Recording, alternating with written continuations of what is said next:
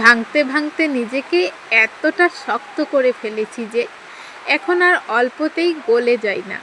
অল্প আঘাতে ভেঙে পড়ি না, কারণ ভেঙে যাওয়া মানুষরাই জানে এই যন্ত্রণাটা কতটা ভয়ঙ্কর। জানো, এখন কষ্ট পেলেও অনেক হাসি, কারণ এই হাসির আড়ালেই যে অনেক নীরবতা লুকিয়ে রেখেছি।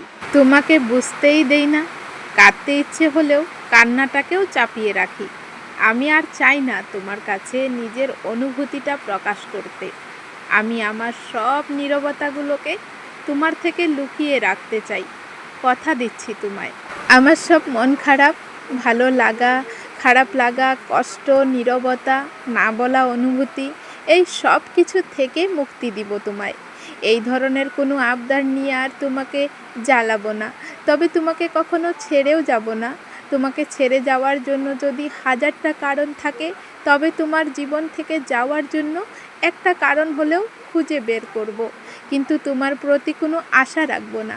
তোমার যত্ন পাওয়া, তোমার ভালোবাসা পাওয়া, তুমি আমাকে আমার মতো করে বুঝবা, আমার অনুভূতিগুলোর গুরুত্ব দিবা।